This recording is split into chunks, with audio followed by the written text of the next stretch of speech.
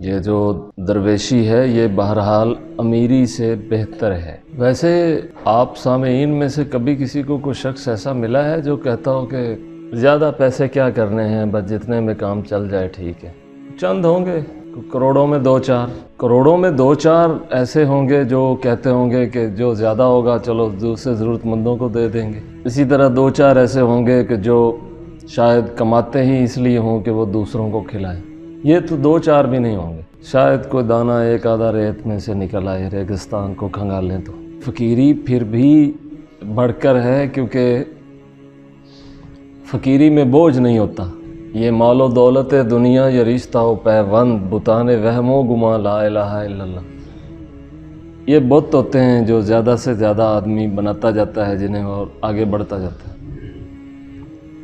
اور اس کی کوئی انتہا بھی نہیں ہوتی۔ کبھی کسی سیاستدان کا پیٹ نہیں بھرا، کسی بیوروکریٹ کا پیٹ نہیں بھرا، کسی سرمایہ دار کا پیٹ نہیں بھرا، حتیٰ کہ کسی پیر کا بھی پیٹ نہیں بھرا۔ آپ ان کو اربوں دے لیں تو اگلے دن پھر ان کا ہاتھ ایسے ہوگا، اور لو 1 کھرب روپیہ ان کو دے دیں ایک دن میں تو اگلے دن پھر یہ اللہ واسطے دو۔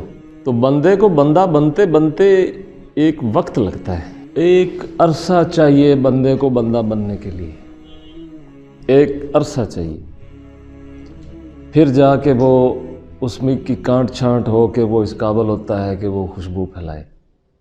ایک وقت چاہیے۔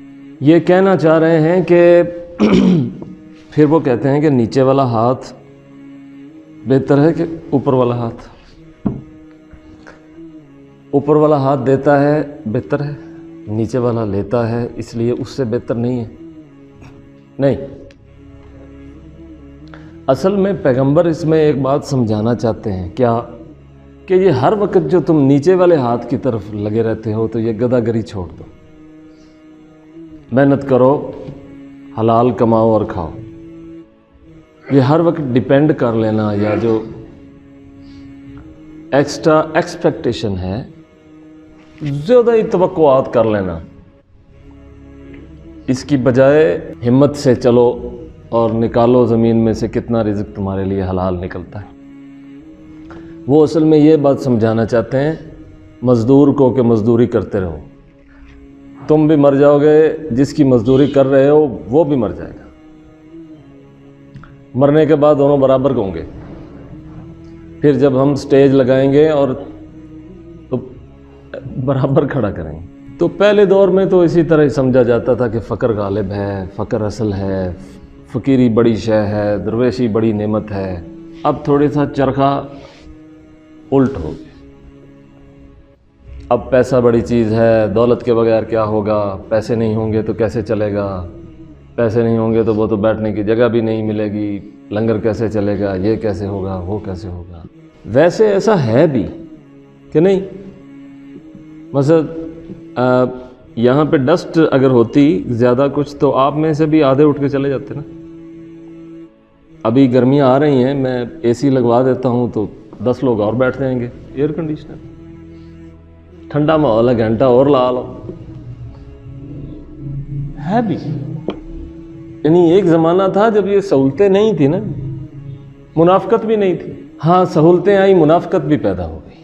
کئی ہمارے جیسے کمزور طبیعت کے لوگ تو لاہور میں ایسی مسجد تلاش کرتے ہیں سردیوں میں جہاں ہیٹر لگا ہو اور گرمیوں میں جہاں اے سی چل رہا ہو۔ اب وہ چیزیں تھوڑی سی ہو بھی گئی ہیں، پھر بھی فقیری غالب ہے۔ فقیری جیسی کوئی نعمت نہیں اگر کسی کے دل کے اندر ہے تو اس سے پوچھیں، اگر اس کو کل جہان دے دو اور فقیری لے لو تو وہ کہے گا نہیں۔ خاقانی نے یہی بات فارسی میں کہی تھی، انہوں نے کہا پس 80 سال ایمانہ محقق شد بخاقانی بیکدم با خدا بودن بے از ملک سلیمانی۔ خاقانی کو 30 سال کی مشقت کے بعد یہ نقطہ سمجھ آیا ہے کہ ایک دم اللہ کے ساتھ ایسے ہونا جیسے ہونا چاہیے، یہ بہتر ہے سلیمان کی مملکت سے۔ ہاں لیکن چونکہ ایسا آج کل عام طور پہ ہوتا نہیں، اس لیے پیسے ہی سب کچھ ہے، لہذا کماتے رہیے، کھاتے رہیے۔ جی بڑے پیر دی وڈی گڈی ہوندی نا، جدے زیادہ مرید نے صاحب ہے وہی لینڈ کروزر بھی کوئی نویں ہونی نا، جڑے پرانے بیچارے این وہ سدوکیاں مہرانہ لئی پھردے نے، کئیاں کولوں بھی کونی تو بیچارے اونج ٹرے پھردے نے مطلب بھی کسی پنڈ وچ کوئی پیر جاوے تو کوئی 50 لاکھ دی گڈی تے جاوے تو کوئی منے گا نا کہ پیر آیا انج ہی چلا جاوے کسے ویکھنا ہی کونی آنا لے کمزور جا بندہ ہے کوئی ماڑا جہا یا کوئی پرانی اگر گڈی لے گیا تو وہ بھی ایک بڑا مسئلہ ہے کبھی دیکھا سزوکی میران پر پیر طریقت آیا ہو دکھائیں کہیں کوئی ایسی ہے کوئی مثال دیکھی آپ نے سوال ہی پیدا نہیں ہوتا وہ جان بوجھ کر کئی سچے لوگ بھی بڑی بڑی گاڑیاں اس لیے رکھتے ہیں کہ نہ گیا تو ہوڑا جل اللہ سن معیار تبدیل ہو گیا اسی طرح سیاستدانوں کے بھی ہیں سیاستدانوں کا بھی اسی طرح سے سلسلہ ہے یہاں بڑے بڑے پڑھے لکھے لوگ جو بڑی بڑی سیانی باتیں کر رہے ہوتے ہیں کرپٹ ترین سیاستدان آ جائے شہر میں تو نال سیلفیاں بنوا رہے ہوں وہ بھی بڑے دھکے کھا کے سیکورٹی والوں ادھر لت مارن گے باہ مارن گے کہ تصویر کھچانی کیوں جیسی بعد میں لوگوں کو بتائیں گے میری ایک دفعہ اس کے ساتھ فوٹو کھینچی گئی تھی اتنا ذلیل ہو کر میں نے کھینچوائی تھی کبھی یوں ہوتا ہے کہ اللہ تعالیٰ کسی بندے میں چھپا ہوتا ہے